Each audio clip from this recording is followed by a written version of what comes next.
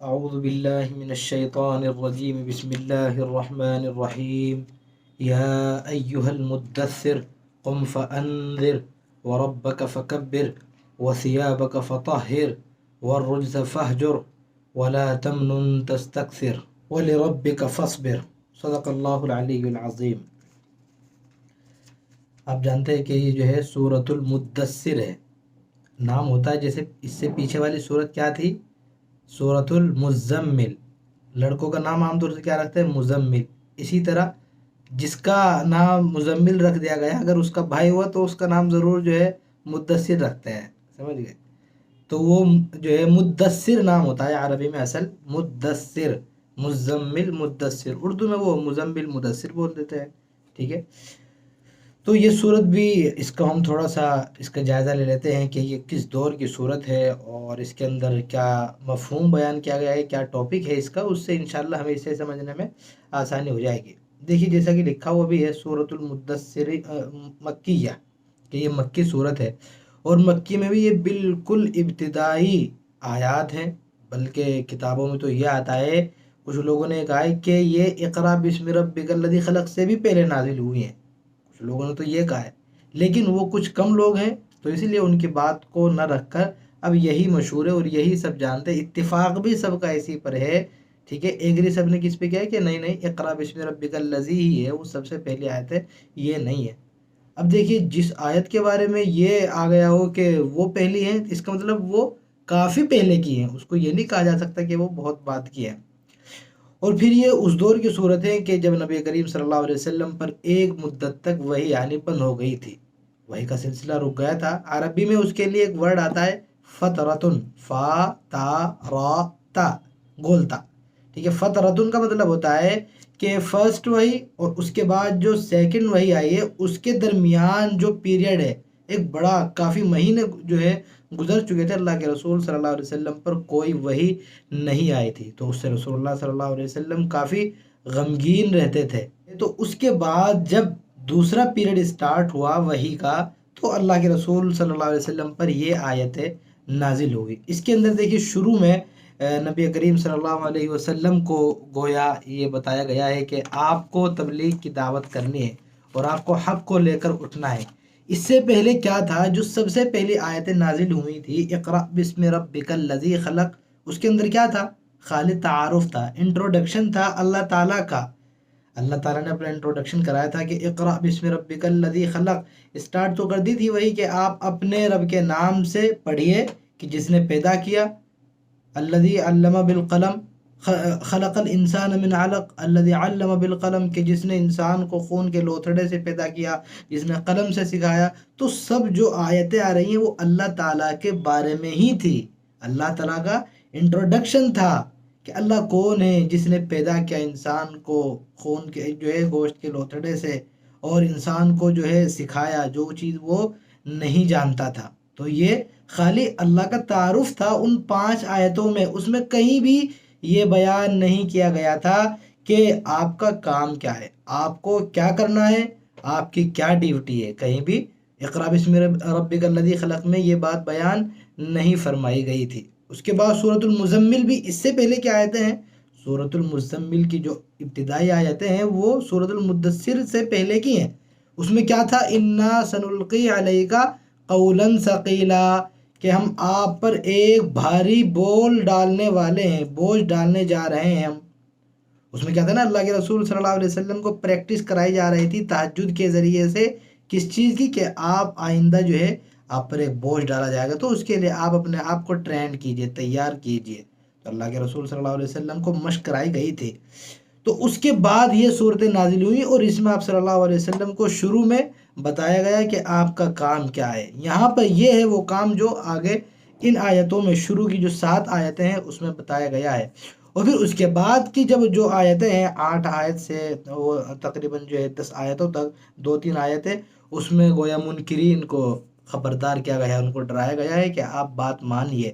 اور اس کے بعد پھر جو ہے ولید بن مغیرہ کا تذکرہ ہے کہ وہ اللہ کے رسول صلی اللہ علیہ وسلم کے خلاف کیا کیا کرتا تھا، کس طرح اسے دشمنی تھی، تو اس کا نام تو نہیں لیا لیکن اشارہ اسی کی طرف ہے۔ وہ انشاءاللہ جیسے جیسے ہم پڑھیں گے وہ ہمارے سامنے کلیئر ہوتا رہے گا۔ تو آج ہم پڑھیں گے کہ اللہ کے رسول صلی اللہ علیہ وسلم کو جو ڈیوٹی دی جا رہی تھی، یہاں گویا یہ سب سے پہلا حکم تھا جو اللہ کے رسول صلی اللہ علیہ وسلم کو دیا گیا تھا کہ آپ فیلڈ میں اتریے۔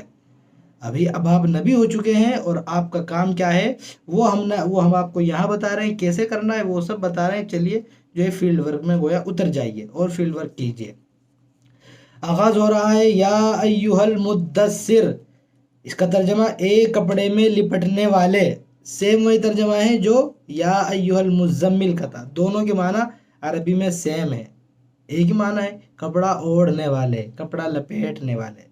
دیکھیے یہ کب کہا جا رہا ہے، یہ اس وقت کی صورت ہے، اس کا شان نزول یہ ہے کہ نبی کریم صلی اللہ علیہ وسلم ایک بار غار حرا سے واپس آ رہے تھے، تو جیسے ہی وہ آپ واپس آ رہے تھے تو آپ کو ایک دم ایک آواز سنائی دی، آپ صلی اللہ علیہ وسلم کو ایک آواز سنائی دی، جو ہے باقاعدہ اس میں تاریخ میں جو ہے الفاظ ہیں کہ بلکہ نبی کریم صلی اللہ علیہ وسلم کی حدیث ہے کہ بینما انا امشی، کہ میں چل رہا تھا، سمعت صوتا، میں نے ایک آواز سنی ایک دم کہ کیا ہے، کیا آواز ہے، فرفعت بصری، تو میں نے اپنی نگاہ اٹھائی اوپر کہ بھئی آواز کہاں سے آ رہی ہے۔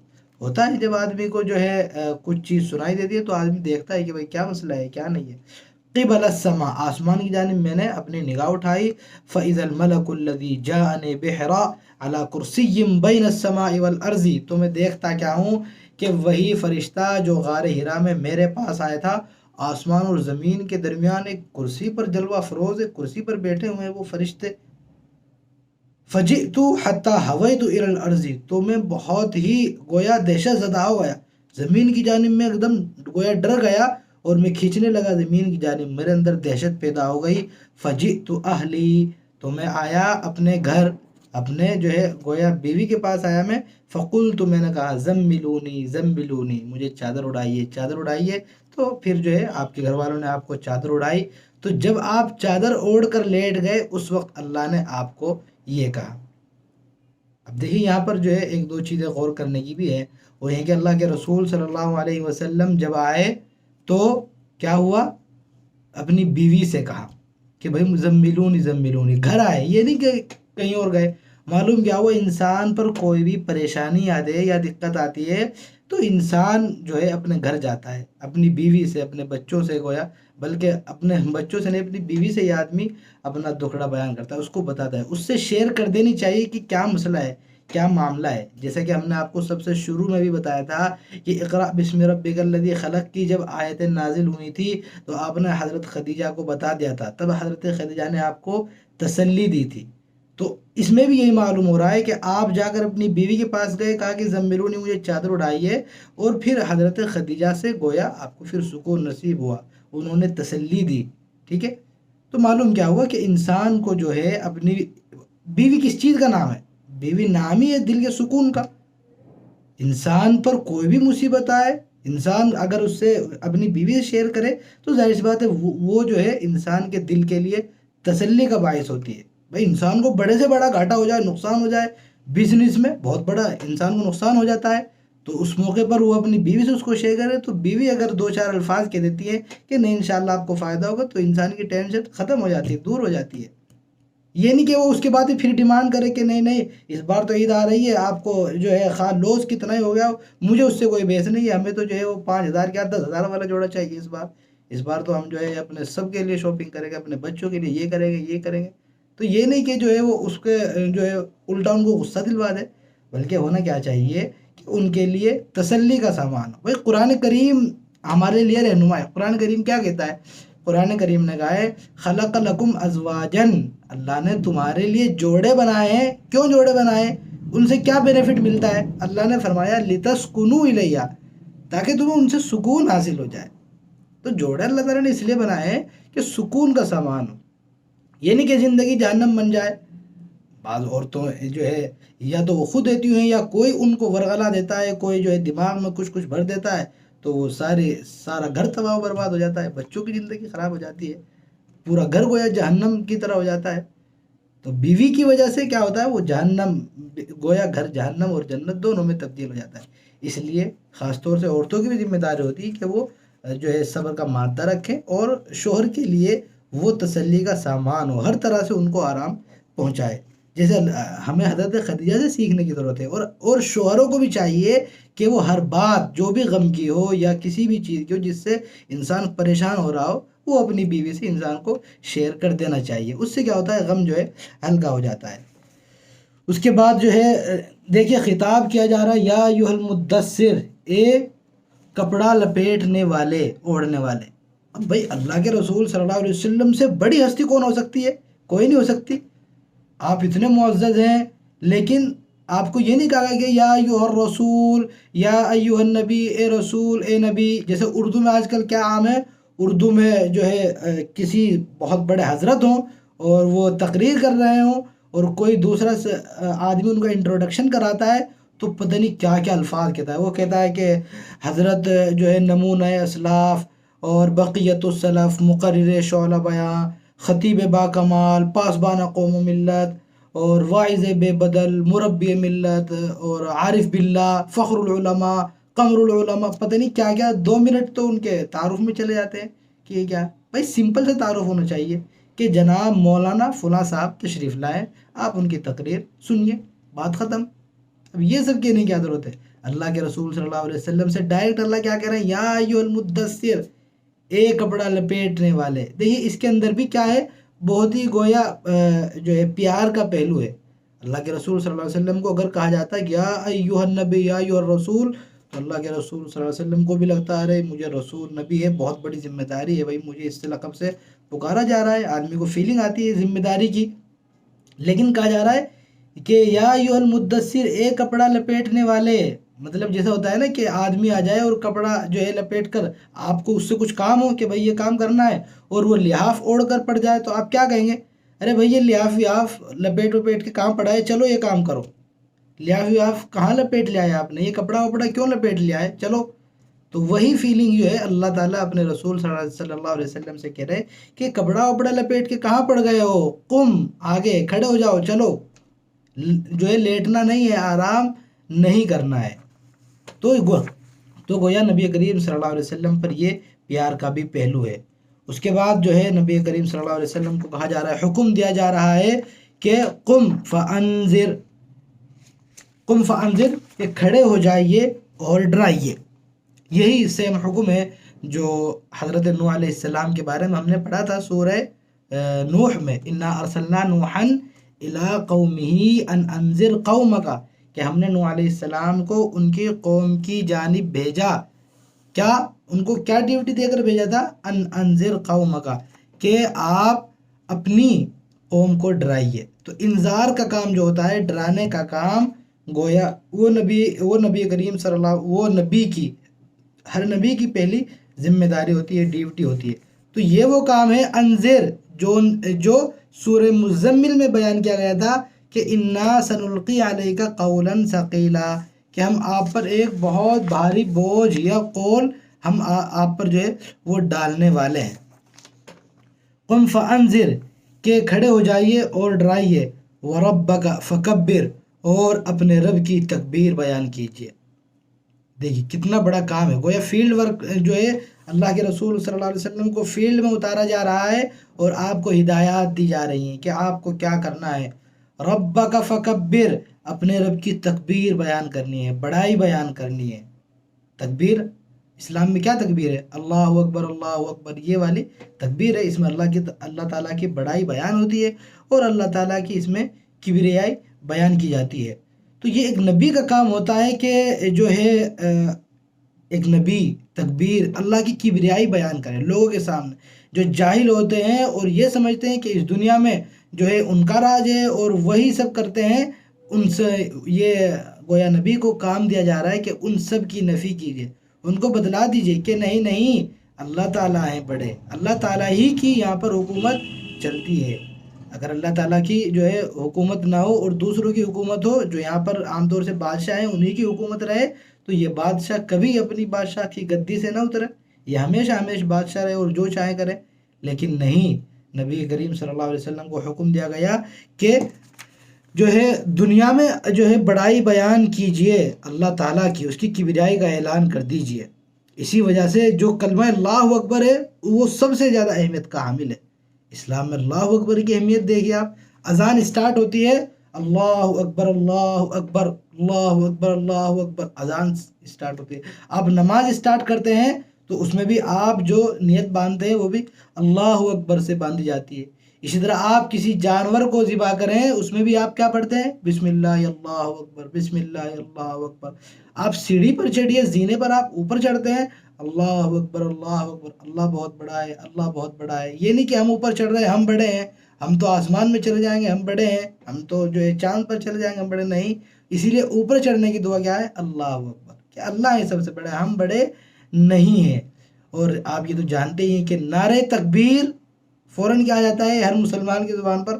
اللہ اکبر. سب سے بڑا نعرہ ہے، یہی وہ نعرہ ہے کہ جس سے جو ہے مشرک طاقتوں کی اور جو ہے مشرک قوموں کے درمیان کھلبلی مچ جاتی ہے. تو اس موقع پر دیکھیے آپ نبی کریم صلی اللہ علیہ وسلم کو گویا فیلڈ میں اتارا گیا دعوت کے لیے، اور آپ کو حکم دیا گیا کہ رب کی بڑائی بیان کریں.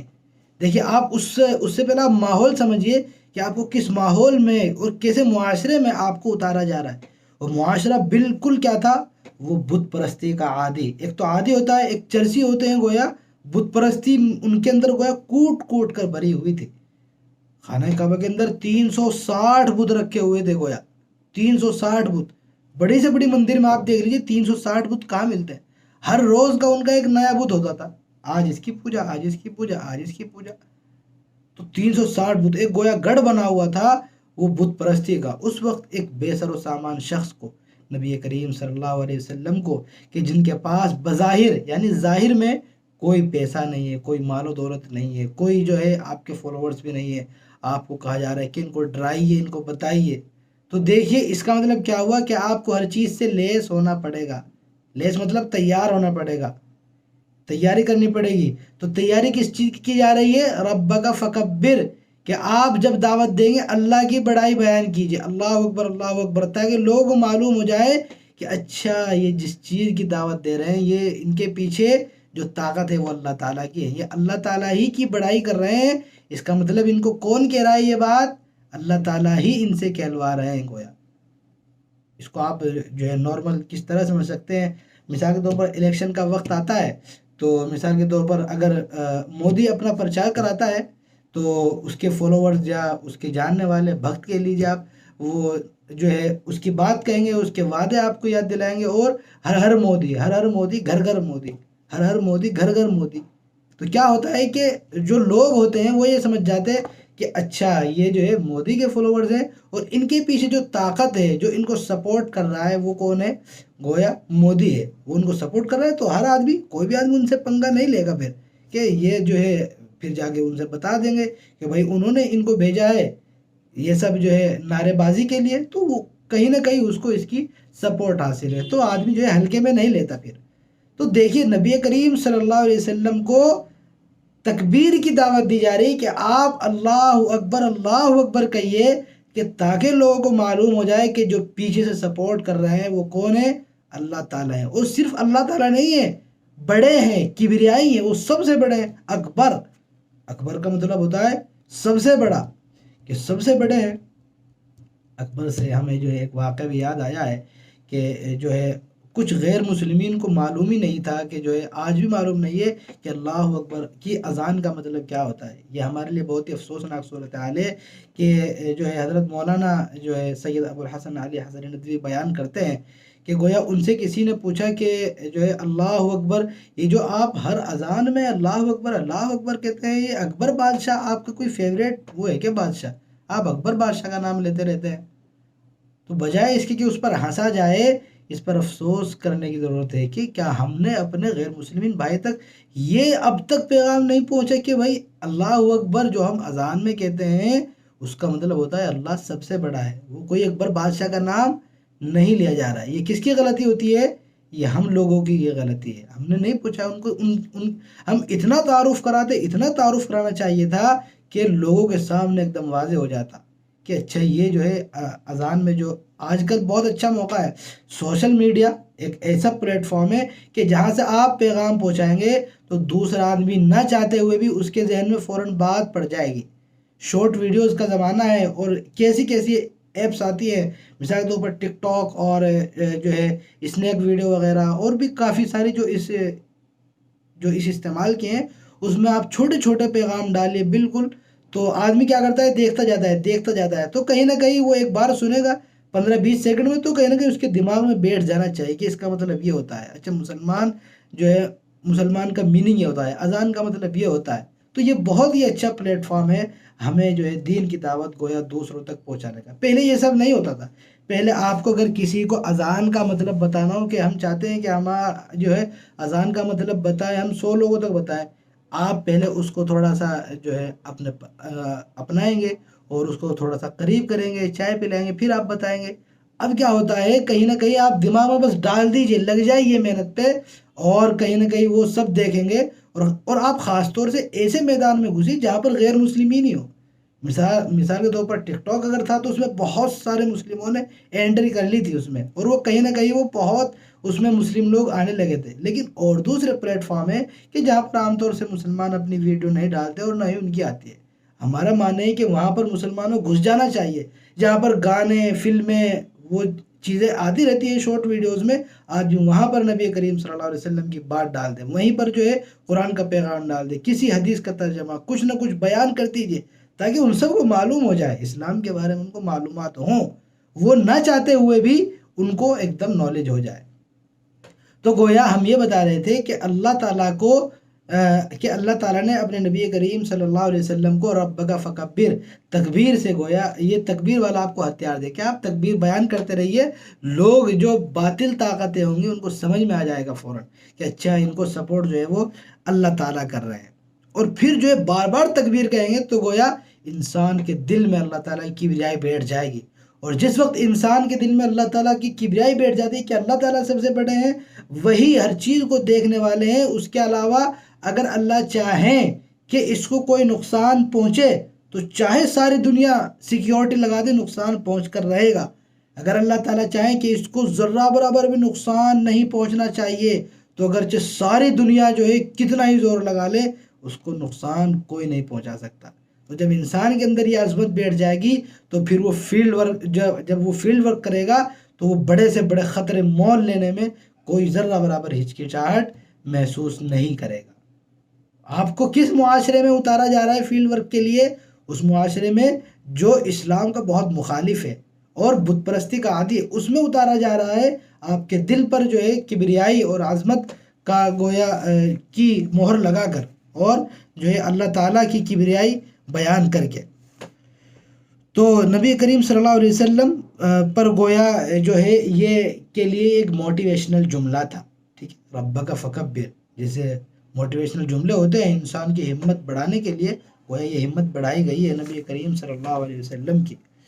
وثیابک فطہر، اور آپ اپنے کپڑوں کو پاک رکھو، کپڑوں کو پاک رکھو، اس کے کئی مفہوم ہو سکتے ہیں۔ ایک تو بالکل سمپل ہو سکتا ہے کہ آپ اپنے کپڑوں کو پاک رکھیے۔ نبی کریم اس وقت کا جو معاشرہ تھا وہ اندرونی لحاظ سے تو گندا تھا ہی، ظاہری لحاظ سے بھی، ایکسٹرنل بھی وہ گندا تھا، میل کچیل وغیرہ سب گندے سندے رہتے تھے، لیکن نبی کریم صلی اللہ علیہ وسلم کو دونوں طرح کی صفائی کے لیے بھیجا گیا کہ آپ کو اندرون کی گندگی بھی جو ہے دلوں کی گندگی بھی صاف کرنی ہے، اور اسی طرح ان کو طہارت کی بھی تعلیم دینی ہے۔ آج دیکھیے آپ، اسلام کا یہ جو ہے بالکل ایک ایسا پوائنٹ ہے طہارت کہ جو عام طور سے دوسرے مذاہب میں نہیں ملتا۔ طہارت، آپ جو ہے فقہ کی کتاب پڑھیے کوئی بھی، عربی میں یا اردو میں مثال کے طور پر بالکل سمپل فقہ کی کتاب آپ لے، مطلب مسئلے مسائل کی، فقہ مطلب مسئلے مسائل کی اردو میں تعلیم الاسلام لے لیجئے۔ تعلیم الاسلام کی سٹارٹنگ کہاں سے ہو رہی ہے؟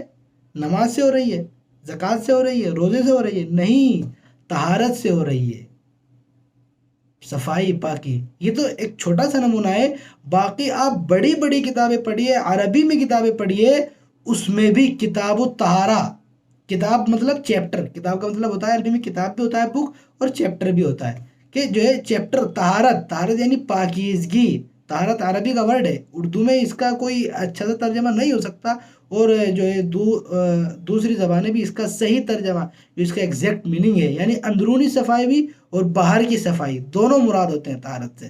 تو اس کے لیے جو ہے کوئی ورڈ نہیں ہے ایک، تو اس کے لیے طہارت ہی بولتے ہیں۔ تو گویا کتاب الطہارہ یعنی طہارت کا جو چیپٹر ہوتا ہے وہ سب سے شروع میں سکھایا جاتا ہے اسلام کی تعلیم ہے۔ وَثِيَابَكَ فَطَهِّرْ یعنی اب آپ اپنے آپ کو جو ہے گویا اپنے کپڑوں کو پاک رکھو۔ اس کا دوسرا مفہوم یہ بھی ہو سکتا ہے کہ آپ اپنے لباس کو صاف ستھرا رکھو، لباس ایک دم آپ کا صاف ستھرا ہونا چاہیے۔ یہ نہیں کہ آپ فیلڈ ورک کر رہے ہیں، لباس آپ کا جو ہے گندا ہے، خراب ہے، تو ظاہر سی بات ہے جو ہے دوسرا آدمی ہلکے میں لے گا اور اس پر اٹریکشن بھی نہیں پڑے گا۔ بھئی آپ کوئی اچھا کام کرے اور آپ کا جو ہے انسان جو ہے دوسرا انسان کس چیز سے متاثر ہوتا ہے؟ سب سے پہلا اثر جو پڑتا ہے انسان کا وہ باڈی لینگویج کا پڑتا ہے، سمجھ گئے؟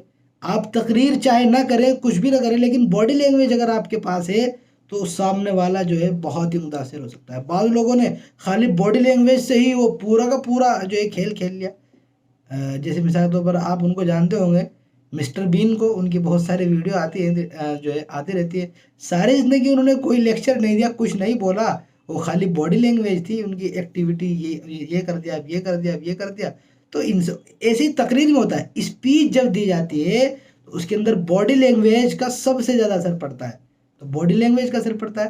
اسی طرح کپڑوں کا یعنی انسان کے ظاہری لباس کا بھی اثر پڑتا ہے سامعین پر، آڈینس پر، کہ انسان کا لباس کیسا ہے۔ بات کرنے کا انداز اگرچہ بالکل صحیح نہیں ہے، وہ بالکل بہت ہی آہستہ آہستہ بیان کرتے ہیں، اٹک اٹک کے بیان کرتے ہیں، اس سے کوئی بحث نہیں ہوتی، لیکن اگر باڈی لینگویج ہے اور اسی طرح آپ کا جو ہے رہن سہن اور آپ کا جو ہے اسٹرکچر جو ہے وہ اچھا ہے تو یقیناً جو ہے آڈینس پر اس کا اثر پڑتا ہے۔ تو وہ نبی کریم صلی اللہ علیہ وسلم کو یہ بھی تعلیم دی جا رہی ہے کہ آپ اپنے کپڑے صاف ستھرے بھی رکھیے۔ عام طور سے آپ دیکھتے ہوں گے کہ مولانا حضرات کے بارے میں یہ بھی کافی مشہور ہے کہ ان کے کپڑوں کی تو جو ہے وہ پریس ہی ختم نہیں ہوتی، پریس ہی نہیں ٹوٹتی، کلف کے کپڑے پہنتے رہتے ہیں، اور جو ہے اچھا پہنتے ہیں اور اچھا کھاتے ہیں، وہ کھاتے بھی بہت ہے۔ اتفاق سے یہ بھی مشہور ہے مولاناؤں کے بارے میں کیا کہ وہ کھاتے بہت ہیں۔ اس پہ ہم یہ کہیں کہ بھائی کھاتے بہت ہے تو اس پر اللہ کا شکر ہونا چاہیے۔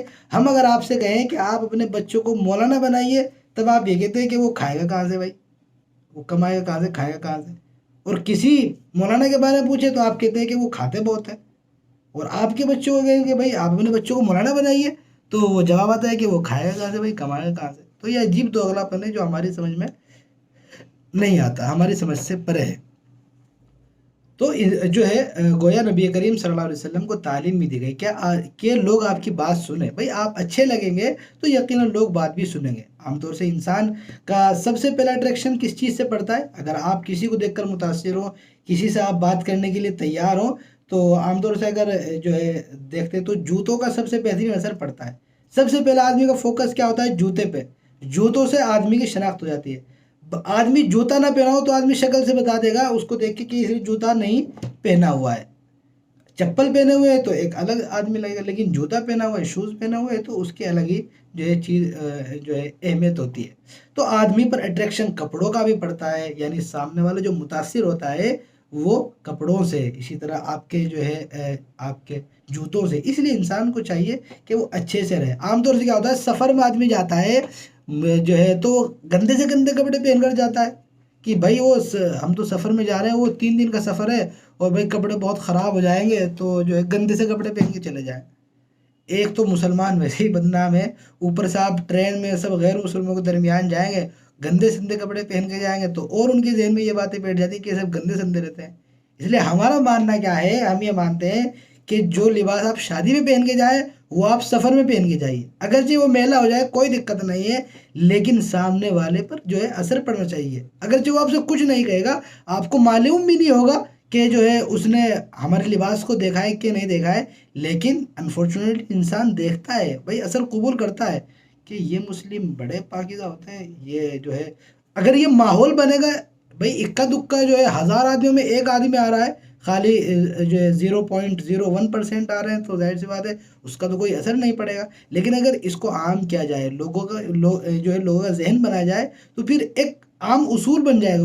گویا ہر غیر مسلم یہ کہے گا کہ جو ہے جتنے مسلم لوگ آتے ہیں ٹرین میں وہ بڑے جو ہے صاف ستھرے ہوتے ہیں، یہ اسی طرح رہتے ہیں کیا؟ تو ہونا کیا چاہیے کہ آدمی سفر میں جائے تو بہت ہی اچھے سے کپڑے پہن کر جائے۔ ٹھیک ہے، تو اس کے بعد ہم جو ہے نبی کریم، اور اس کا تیسرا مفہوم کیا ہے کہ آپ اپنا دامن بھی پاک رکھو. وَثِيَابَكَ فَطَهِّرْ، سیابن کا مطلب جو ہے دامن، کپڑا. اردو میں بھی یوز ہے نا بھائی، پاک دامن، فلاں عورت بہت پاک دامن ہے. اب پاک، پاک مانا پاک، دامن کیا ہوتا ہے؟ انسان کا جو ہے اس کے قمیص کا جو پلو ہوتا ہے، نیچے کا حصہ قمیص کا، اس کو دامن بولتے ہیں. ٹھیک ہے، تو پاک دامن یعنی اس کا دامن پاک ہے. اب یہ نہیں کہ وہ نیچے سے جو ہے دامن صاف ہے اور اوپر سے خراب ہے، وہ مراد نہیں ہے، بلکہ وہ ہر طرح کی برائیوں سے آزاد ہے. اس پر کسی طرح کی کوئی برائی نہیں ہے، کوئی اس پر انگلی نہیں اٹھا سکتا، اس کے اخلاق ایک دم پاکیزہ ہیں. گویا نبی کریم صلی اللہ علیہ وسلم کو تعلیم دی جا رہی. اس کا مطلب یہ نہیں کہ آپ نعوذ باللہ پہلے سے جو ہے آپ کا دامن پاک نہیں تھا، یہ نہیں، یہ بالکل مراد نہیں ہے، بلکہ مراد یہ ہے کہ جس طرح آپ اب تک پاک دامن رہے، اسی طرح آپ آگے بھی پاک دامن رہیے. گویا آپ کو اور زیادہ آپ کی ہمت باندھی جا رہی ہے. تو جو ہے اس کا چوتھا مفہوم یہ بھی ہو سکتا ہے. وَثِيَابَكَ فَطَهِّرْ، تو ہم نے اس کے آپ کو 3 مفہوم بتائے. پہلا یہ کہ آپ اپنے آپ کو نجاست سے پاک رکھو، اپنے کپڑوں کو بھی اور اپنے آپ کو بھی گندگی سے. اور دوسرا مفہوم یہ ہے کہ جو ہے لباس کو ایک دم صاف ستھرا رکھیے، اچھا رکھیے، بالکل خوبصورت لگے دیکھنے میں. اور اسی طرح اب آپ اپنا دامن پاک رکھیے، یعنی کسی کو آپ کے خلاف انگلی اٹھانے کا موقع نہ ملے. وَالرُّجْزَ فَاهْجُرْ، اور الرجز بولتے ہیں برائی، گندگی، اور گندگی سے کنارہ کر لو، گندگی کو چھوڑ دو. رجز کا مطلب عام طور سے بتوں کی گندگی آتا ہے، کہ جو بت پوجا کرتے ہیں اس کو آپ مت کیجئے. اس کا مطلب بھی یہ ہے کہ اس جو ہے اللہ کے نبی صلی اللہ علیہ وسلم اس سے پہلے نعوذ باللہ ان کے بارے میں کچھ خیال رکھتے تھے بتوں کے بارے میں، یا ان سے کچھ مانگتے ہوں گے، ایسا کچھ نہیں ہے. بلکہ مراد یہ کہ جس طرح آپ اب تک جو ہے بتوں کی گندگی سے پاک رہے، آئندہ بھی آپ بتوں کی گندگی سے پاک رہیے، اور آپ گندگی کو چھوڑ دیجئے. حجرہ کا مطلب ہوتا ہے چھوڑنا، فہجر چھوڑ دیجئے، ان سے کنارہ کر لیجئے.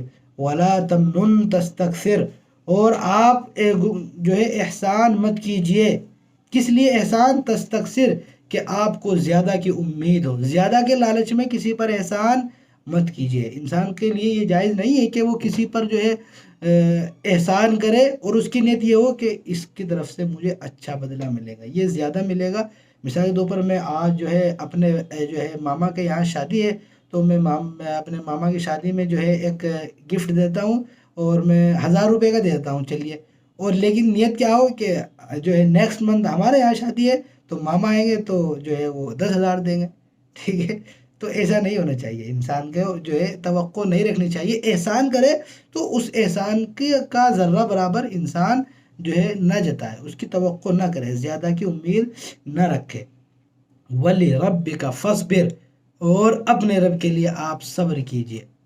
دیکھیے کیا کیا پوائنٹ ہیں. اپنے رب کے لیے صبر کیجئے، گویا آپ کو فیلڈ ورک کے لیے بھیجا گیا، اور کہیں نہ کہیں ضمناً آپ کے ذہن میں بات ڈال دی گئی کہ اب آپ فیلڈ ورک کریں گے تو کہیں نہ کہیں آپ کو مشقتوں کا، مصیبتوں کا سامنا کرنا پڑے گا. اسی لیے فرمایا وَلِرَبِّكَ فَاصْبِرْ، اپنے رب کے لیے آپ صبر کیجئے.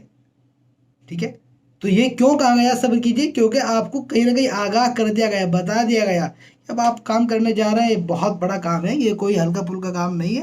ہر نبی نے بڑی بڑی مشقتیں جھیلی ہیں، یہاں تک کہ نبی کو قتل کرنے کا منصوبہ کر دیا گیا. تو آپ آگے پریشانیوں سے جو ہے دو چار ہوں گے، لیکن آپ کا کام کیا ہے؟ آپ کو صبر کرنا ہے. اس کا علاج کیا ہوگا؟ آپ کو صبر کرنا ہے. تو دیکھیے یہ چھوٹے چھوٹے جملے کتنے چھوٹے چھوٹے ہیں. قم فانذر وربک فکبر وثیابک فطہر والرجز فاہجر.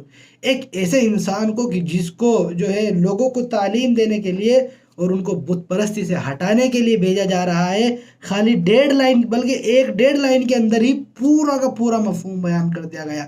تو یہ کلام الہی کے علاوہ کوئی اور یقیناً اس کو بیان نہیں کر سکتا تھا. آپ بھی اپنے بچے کو اگر کہیں بھیجیں گے اور آپ اس کو کچھ نصیحتیں کریں گے، بتائیں گے، تو یقیناً آپ 5 منٹ تو کم سے کم لے لیں گے، بالکل ہلکے سے ہلکا، کہ بھئی ایسے نہیں کرنا ہے، ایسے نہیں کرنا ہے. عام طور سے جب بچوں کو باہر بھیجتے ہیں پڑھنے کے لیے، یا جو ہے کچھ بچے باہر رہ کے کماتے ہیں، تو اس وقت بھی والدین سمجھاتے ہیں. تو وہ تو بہت جو ہے کم چیز ہے بمقابلے نبی کریم صلی اللہ علیہ وسلم کو فیلڈ ورک کے لیے اتارا جا رہا ہے میدان میں. تو آپ کو دیکھیے 1.5 لائن کے اندر اللہ تعالیٰ نے سب چیزیں بیان کر دی. تو یہ تھا وہ مختصر جو ہے یہ چھوٹے چھوٹے جملے بہت ہی معنی خیز پاورفل، کہ ایک ایسے انسان کو کہ جس کو جو ہے دعوت کے لیے جو ہے بھیجا جا رہا ہو، اس سے اچھے کوئی جملے نہیں ہو سکتے۔ اس کے اندر دیکھیے سب چیز آ گئی، کام کیا ہے وہ بھی بتا دی کہ کام کیا کرنا ہے، انذر آپ کو ڈرانا ہے، اور اس کے لیے آپ کے اخلاق کیسے ہونے چاہیے، آپ کے معاملات کیسے ہونے چاہیے، وہ بھی اللہ تعالیٰ نے یہاں پر ایکسپلین کر دیا ہے، اور کس نیت سے کام کرنا ہے آپ کو یہ بھی اللہ تعالیٰ نے بتا دیا ہے کہ آپ ولا تمنن تستکثر، آپ احسان مت کیجئے کہ آپ زیادہ کی امید رکھیں۔ احسان مطلب یہ بھی ہو سکتا ہے کہ آپ جو ہے ان کو بتائیں گے تو ظاہر سی بات ہے یہ احسان ہی ہے، آپ اللہ کی دعوت دیں گے تو یہ ان پر احسان ہوگا۔ اور اسی طرح یہ بھی بتا دیا گیا ان چھوٹے سے آیتوں میں کہ نیکسٹ جو ہے حالات کیسے ہوں گے، نیکسٹ جو آپ کے پاس جو ہے مرحلہ ہوگا وہ کیسا ہوگا، اس کے اندر کیا کیا حالات آئیں گے۔ گویا سب چیزیں ان چھوٹے چھوٹے سے جملوں کے اندر نبی کریم صلی اللہ علیہ وسلم کو بتا دی گئی، اور آپ کو یہ کہہ کر فیلڈ ورک میں اتار دیا گیا۔ اب یہاں سے نبی کریم صلی اللہ علیہ وسلم کا کام شروع ہوگا، اور آگے جو ہے وہ یہ نہیں بتایا جائے گا کہ آپ نے کیا کیا ہے، آگے جو ہے وہ منکرین کو خبردار کیا جائے گا۔ انشاءاللہ وہ ہم کل پڑھیں گے۔ اللہ تعالیٰ سے دعا کرتے ہیں کہ اللہ تعالیٰ ہم سب کو عمل کرنے کی توفیق نصیب فرمائے۔ وآخر دعوانا الحمدللہ رب العالمین۔